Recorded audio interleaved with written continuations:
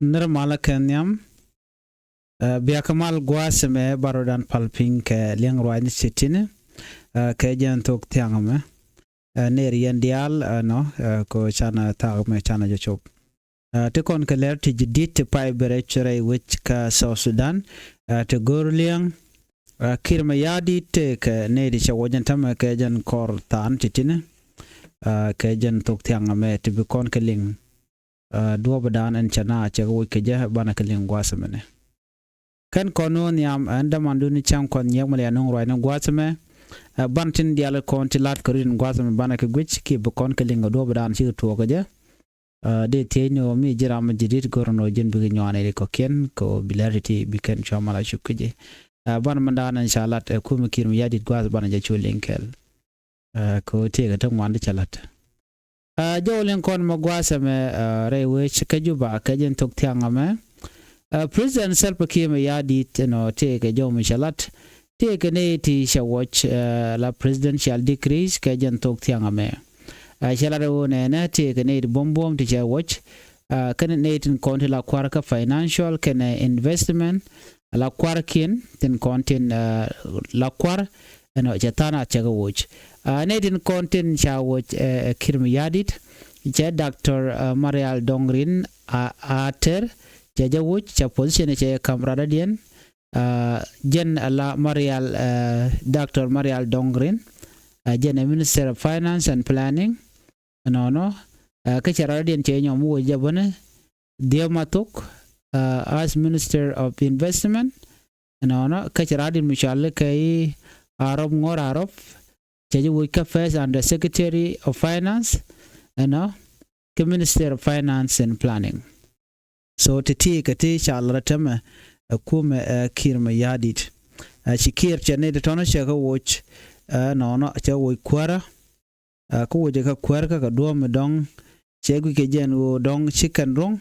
but kan do badan an wo ka kana konlat reason ke man kule la doubt do badan wo cha Kiir ke ja kana konlat ke jen lere mane so de kon te ka ngach kam dan le ro no teram ngaje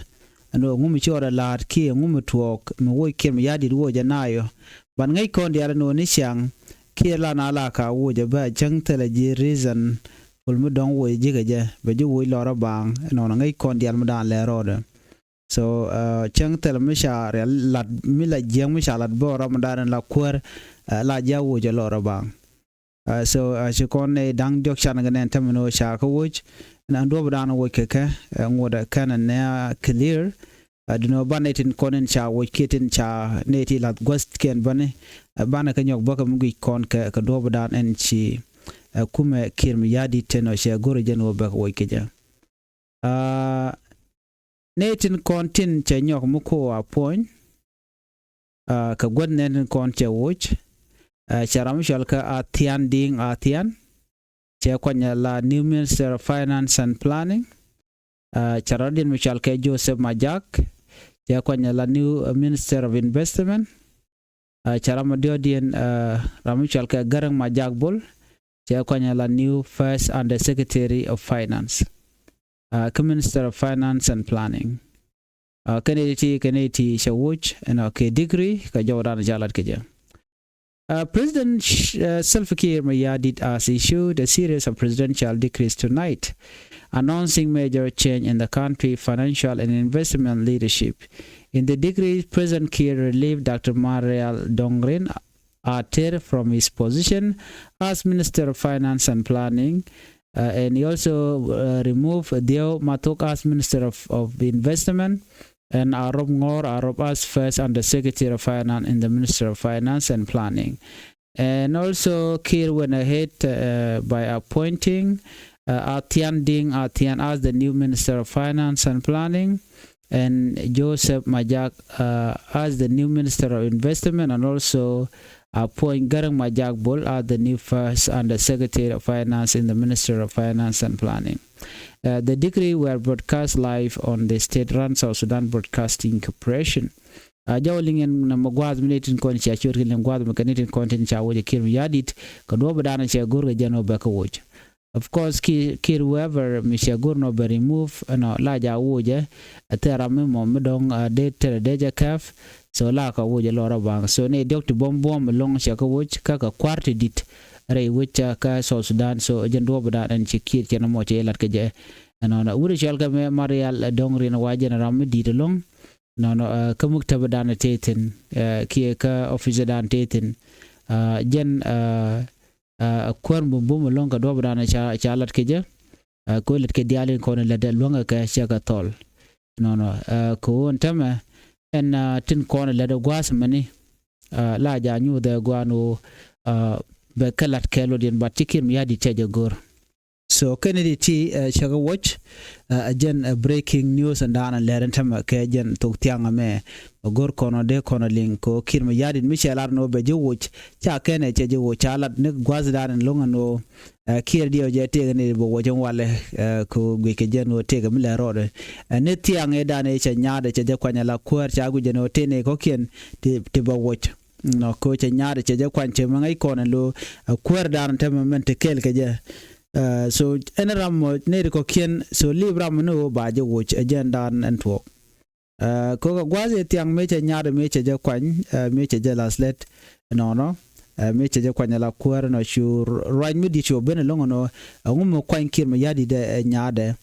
no ka shanga jandang ro kel ka pa wada ron kin dang ro wi de jandang ro wi de dich no an degree talk ka war chi gwaze da ne shanen ku kwesi lawo ne ngumi kwan kinu yadi da kwanya nyaada ka jamo no ka bane ko ken baga pel lo shaka kwan na me chaje bu jigo no sherami corruption ka do bada na shalat ke je ko te ram de nyaada de je kwan ka pel ne ti ko ken wa shed de talk ko nyaado ko je la kwan ko ne ti konte la lo yel ke je ko la nyom kwanya ka no bane ko ne ti konen tingu no dong shile de gwa ko me de ko la wuch so mi shed ken me la ro den tama tino ne en malbo ni amde no malbo ni amde question da makane ideal ko me kir me yadi lara ma wuje wa kan mu to no mo wi mo no ba na ba ka wu ka gwan mu tot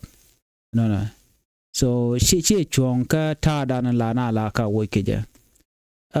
Jordan Gwazman gur dong de kon lingwazame Revenue Authority no she can officially jogo no shagwano bien form mi ba yo ba ko le ka je amkana approved no bien leslet ka qui tax ka la tolbok tenete wata mare wicha ka juba ke ka so Sudan la kan kwaktin kontin nying tolbok wala kan ka wiya kwain ka do bada na gor kaneje ke cha ko jono miladiana mo che chuong ka chelet ban je kwen gwasa mani wude me menen yana ma shala Simon Akwedeng Commissioner General of South Sudan Revenue Authority no ka jomo chalat gwasa me wa chinetin consular South Sudan Revenue Authority chigna chigen ka won na la public warning ko gal jono public official no stop using the outdated financial form 15 for collecting government revenue jokane ko la kwarno pale form 15 men chi gwade che talk ko biyan yo biyan ka kantenat ajen kwane dial kwal jogo no mite karamishi ben ka form machine form dan en gorke ne kume la mishi addicted ke ne shaje be gor no baje laslet ke baje kaf chicken jo mo chicken top shiga warning chicken top ka gwan mo shiga take joint media briefing ke director of civil registry nationality passport and immigration at the Revenue Authority headquarters in Juba. Dole many dole Michigan dole of course katana and weekend in yo and wo adena ne dial de galet ke ko tene la yo la kan ka kan kana kate form la field ya wala ro form mo chiro lut ko de jetiang ka jo dan chikan lat gwa da mene South Sudan Revenue Authority, in its mandate to safeguard government revenue and ensure transparency and accountability in all financial transactions,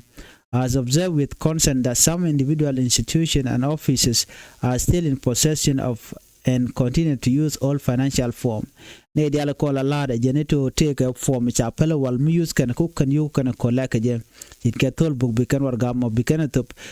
bi je ku le feel ka chala de no mo mi sha detit lo chora cha no no de na ko mi le na ka je na ku le jogo no fala je form shit kan mo form money cha gwano ba jelas let ki bi na bi kan use ka jen gwa me so shi kan lo no mo ne me talk no re wishin with me gwada me bana nyoko mi right con no ke le dodien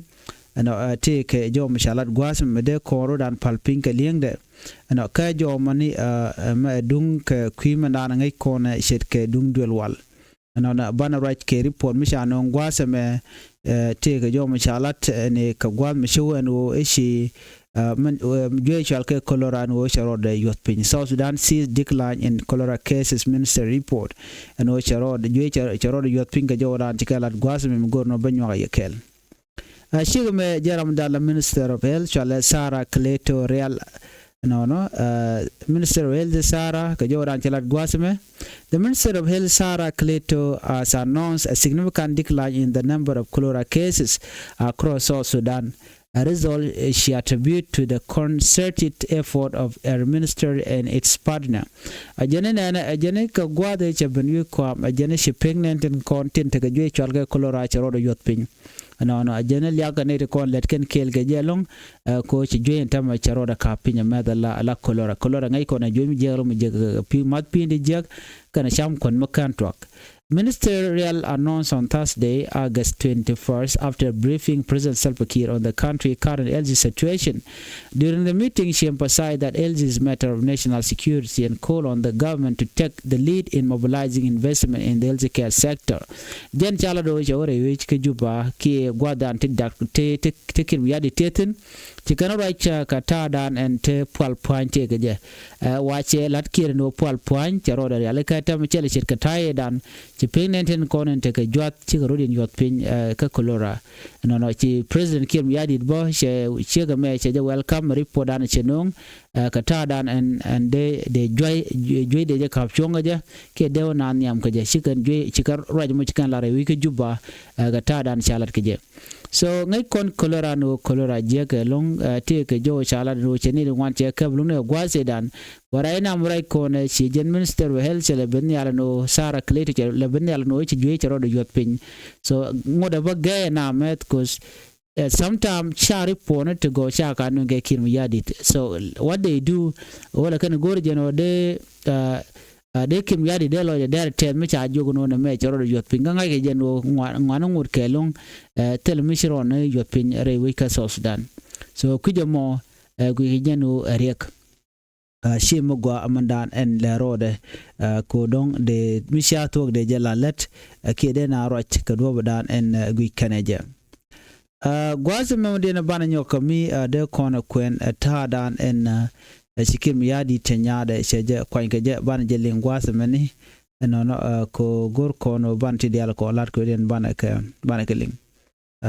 le ban linka tadan en sha jelat ke je kede naren palpin kaling no ngai kon dial ko na lat ko rodien re wech ka so Sudan no ko ti dial ti ke ti share lika te baling gor jeno de naren palpin Kiir Mayardit te nyaare je kwanche de ngai kon adu je kwanya la ko la presidential envoy no she net contin like activist she can mission mo she can look nyok bo she South Sudan ke le she kare akalon komandan en Kiir Mayardit te lat ko binyada bala kwar no ka bet bigate kel gata ti ko ken bane chegale no kwanya lo kanete kon la kwara wi ke South Sudan en mishit kaname wa she mishalin de potassium te la den Kiir ko she gorno de ne ko kende kan chance de gal je ke de ka ruit so no mone e mila rode and tamare wishin winami so jo mishit kaname gore jenu de yen linga do bran te to gaja amulu kon jokatin kontam pay kon galinga tama Kiir Mayardit jen she tana te ka kwan netin konti la ji duare kineti kon gujeno bijenong mal no she marial dongrin che wo ka che gudo dien che nyoko mi kwanya je ala kwar so right now me le roda mentama chane chop ko diok che ga wo kwara ka chane ti chop diok ko ken che ga nyoka mi kwanya ke lo kaneti kontin berwej no she Maria Dr. Maria Dongrin a ter che jawuj ka Minister of Finance and Planning ka che dio matok che jawuj ka Minister of Investment ka che arom ngor arop che jawuj ka First Under Secretary of Finance ka Minister of Finance and Planning ane ko kendi cha kwan atian ding atian che kwan la new Minister of Finance and Planning Joseph Majak che kwan la new Minister of Investment Kecha Garang Majak Bol che kwanya la new First Under Secretary of Finance in the Minister of Finance and Planning. So Kennedy din content kim yadit ka wo cha wo kwarka so agenda la roda katu ke jen tok tiang me an wala ke chang jen dangra kel ka pa ba dak ron ke dangra wi jen dangra wi dit ani banyo jigara dien batak mal bye.